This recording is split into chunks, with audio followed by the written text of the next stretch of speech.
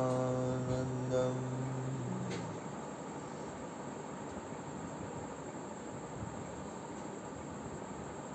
परमसुखदं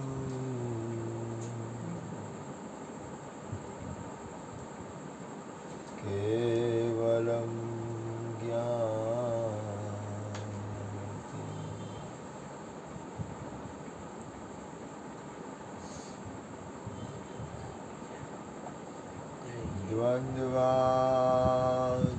द्वन्द्वातीतं गगनसदृशं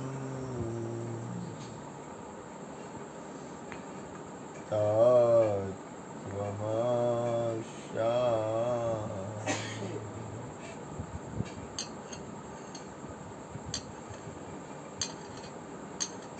एकं नित्यं विमलम् अचलम् सर्वदी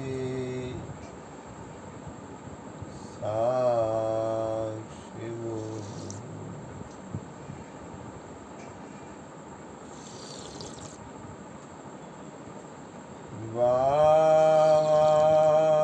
भावातीतं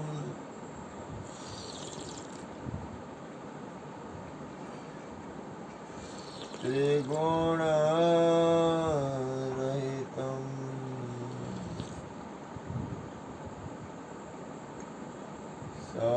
सद्गुरु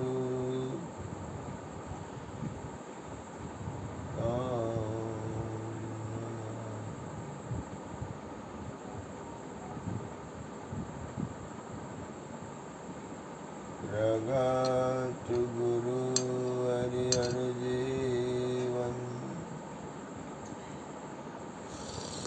गतो गत बोलनार लाल लाल कहे हुन मारू तजे तो મળે નહીં તાર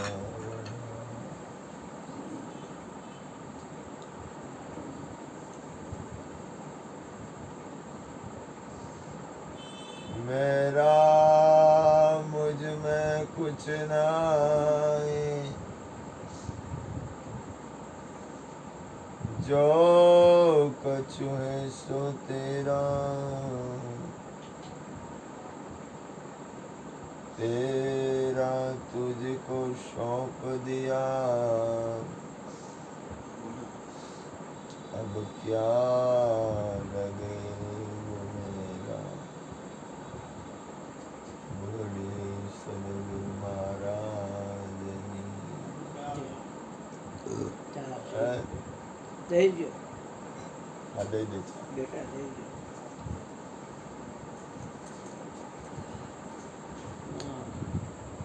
ધર્મનો ભાવ હા ગીલા મહાપ્રભુજીનું કર્મમાં અકર્મ પોતનભાઈને કઈ વાંચો બરાબર એમ તને મોજા બરોબર જ છે તું કે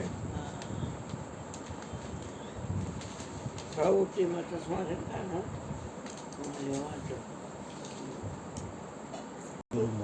મેં નથી વાંચ્યું મેં હું થી પછી ક્રિષ્ના ફોન કરવાનો આ તેમ બધું હા, તે કાંઈ વાર્તાના વાંધો નહીં. બદલમાં કંઈ થયું જ નહીં બોલો તે મને કીધું તો અવાર દેખાય છે પ્રવૃત્તિમાં નિવૃત્તિ મહર્ષિ યાજ્ઞવલ્ક્યજી તેમના આશ્રમમાં નિયમિત ઉપનિષદ સારરૂપ પ્રવચન કરતા. શ્રોતા રૂપે આશ્રમના શિષ્યો તથા મુનિગણો હાજર રહેતા. તે બધાની વચ્ચે જનક રાજા ત્યાં નિયમિત આચાર્યનો ઉપદેશ સાંભળવા આવતા. જ્યાં સુધી જનક રાજા આવે નહીં ત્યાં સુધી ગુરુજી તેમની રાહ જોતા. તેમના આવ્યા પછી જ પ્રવચન શરૂ કરતા. જનકજી રાજા છે એટલે ગુરુ તેમને વિશેષ મહત્વ વિશેષ માન આપે છે. એવો ચણભણાટ આશ્રમમાં થતો રહેતો. સૌ મૌન રહેતા, પણ દરેકને એ વાત ખટકતી. મહર્ષિ અનુભવી હતા. આશ્રમની આબોહવામાં થતી પ્રવૃત્તિનો અવાજ સાંભળી શકતા. એક દિવસ પ્રવચન શરૂ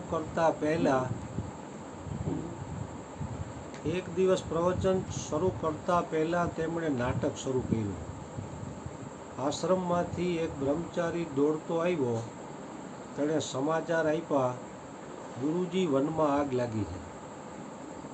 જ્વાળાઓ આશ્રમ તરફ આગળ વધી રહી છે. આટલું સાંભળતા જ ત્યાં બેઠેલા શિષ્યો, મુનિઓ ઉઠીને પોતપોતાની ઝૂંપડી તરફ દોડવા લાગ્યા. દરેક પોતપોતાના કમંડળ, વલકલ, સાદડી જે હાથમાં આવ્યું તે લઈ સુરક્ષિત સ્થાને મૂકીને પાછા પ્રવચન સાંભળવા બેસી ગયા. મહર્ષિનું પ્રવચન ચાલુ હતું. થોડીવાર એક રાજસેવક દોડતો આવ્યો. તે કંઈ કહે તે પહેલાં જનક રાજાએ તેને ઈશારાથી મૌન રહેવા કહ્યું. પછી બીજો અને તરત ત્રીજો સેવક દોડતો આવ્યો. તેણે મોટા અવાજે કહ્યું, મહારાજ, આગ લાગી છે. આગની જ્વાળાઓ રાજભવન સુધી આવવા લાગી છે. થોડી વારમાં કદાચ અંતઃપુરમાં આવી જશે. મહારાજ, આગ ભયંકર છે. બધું બળીને ખાખ થઈ જશે. જનક બોલ્યા, તમે શું કામ ચિંતા કરો છો? મિથિલા નગરી હોય કે રાજમહેલ, આગ લાગશે તો રાખ થવાનું જ છે. અરે આ શરીર પણ ક્યાં સદાકાળ રહેવાનું છે? એ રાખ થવાનું છે, છતાં મને કશું નહીં થાય. મારો આત્મા ના સળગવાનો છે ના રાખ થવાનો છે. તે અખંડ અમર છે. પછી ચિંતા છે નહીં.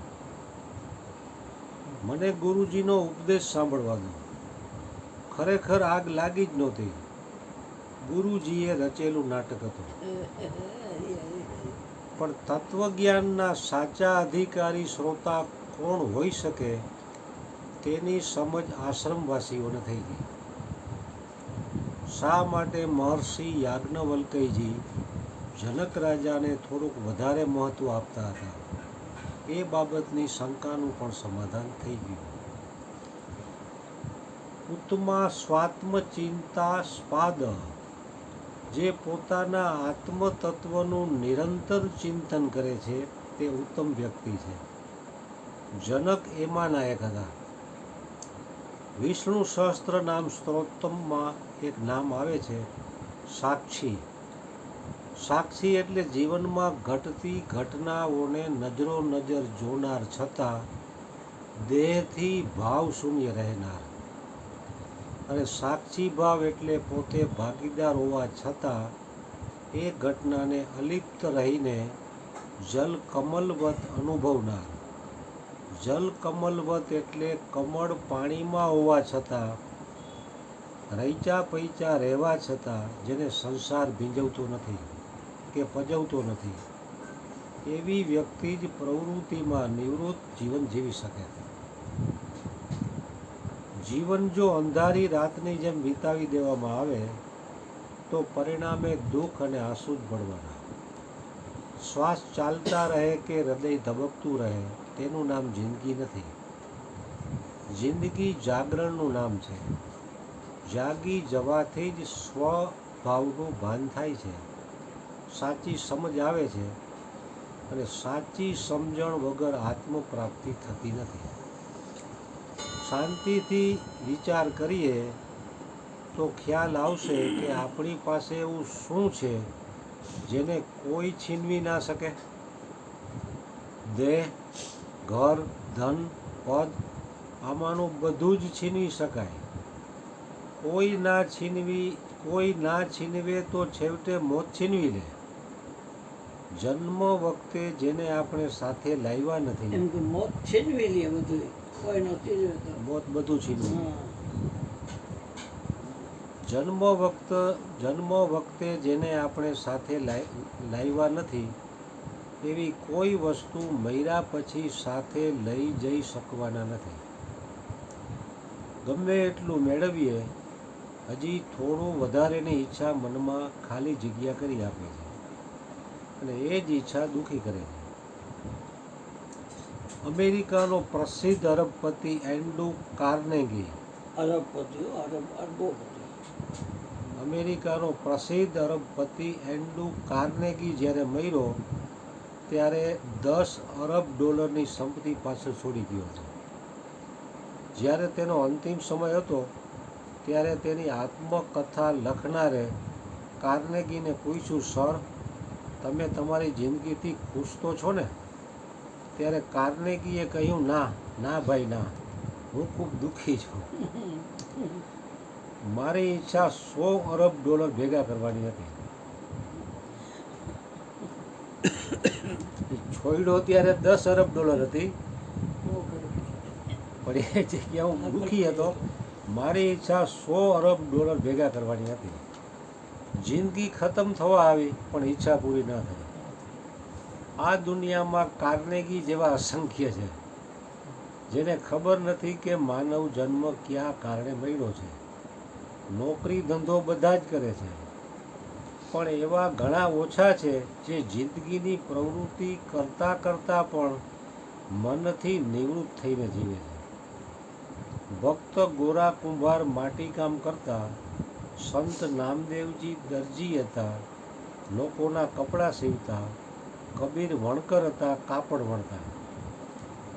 પણ કહેવાય છે કે નામદેવ કપડાં સીવતા ત્યારે દરેક ટાંકામાં કબીરના, દરેક તાણાવાણામાં રામનું નામ ગૂંજતું. જેમણે શાસ્ત્રો વાંચ્યા છે છતાં જ્ઞાનનો અમલ નથી કર્યો તે એવા ખેડૂત જેવા છે જે ખેતરમાં હળથી ચાસ તો પાડે છે પણ બી વાવતા નથી. રેતી સાથે ભળેલી ખાંડમાંથી કીડી ફક્ત ખાંડ જ ખાય છે. તેમ નિવૃત્ત થયેલા જીવ પરમ ઈશ્વરની મીઠાશ સિવાય બધું જ છોડી દેવું જોઈએ. પ્રવૃત્ત સંસારી પોતાની સ્થિતિને વધુ બહેતર કરવા ધમ પછાડા કરે છે, જ્યારે નિવૃત્ત સંસારી જે મળ્યું છે તે પ્રભુનો પ્રસાદ સમજી મનની સ્થિતિને પરમાત્મા તરફ વાળવાની કોશિશ કરે છે. જરૂર છે સંસારમાં પ્રવૃત્ત રહીને નિવૃત્ત જીવન જીવવાની. સદગુરુ મહારાજની જય. ચોકિયાડી શ્યામની રામની રમત એ લૂંટે.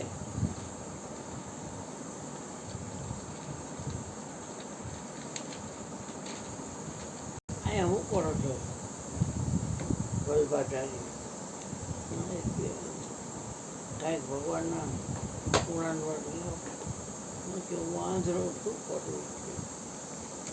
મને ઈચ્છા તો છે પણ હું આંધળો શું કરું?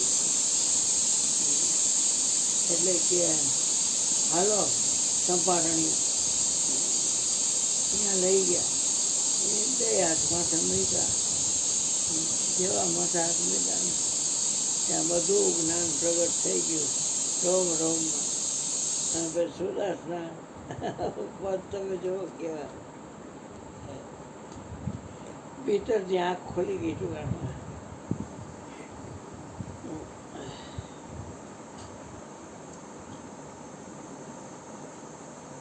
તમારી પાસે બેટરી હોય અને નવા સેલ હોય અને તમને ઓનને ઓફ કરતા આવડતી હોય અને તમે શું જોયા વગર બાકી રહ્યો જ્યાં ફેંકો એ દેખાડે ને.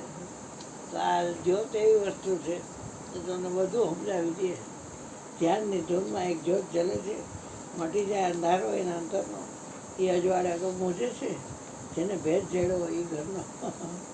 હરી હોય તું કાંઈ ભગવાન હાલો ભજન ગાઈ ગયો ચોર કરી નાખો. એટલે ભગવાને જો કે ખાડામાં પડશે એટલે ભગવાન બાળક ટોળું ભાઈ અને એમનો હાથ પકડીને આમ સાઈડમાં લઈ જાય અને તરત હાથ છોડ દે એટલે ગુરુદાસજી સમજી જાય એટલે પ્રશ્ન જ છે. એટલે ગુરુદાસજી તારે સાચી બોલે છે કે બૈયા છૂડા કે જાત હો નિર્બલ મોહે જાન, હૃદયા કમલ છે જા બસો તો મરદ તો હે બખાન. તમે હાથ છોડીને જતા રહો છો પણ મારા હૃદયમાંથી જાઓ તો હું તમને મર્દ માનું. ત્યારે સુરદાસજીએ રાખીની રચના કરી. સદગુરુ મહારાજની. હા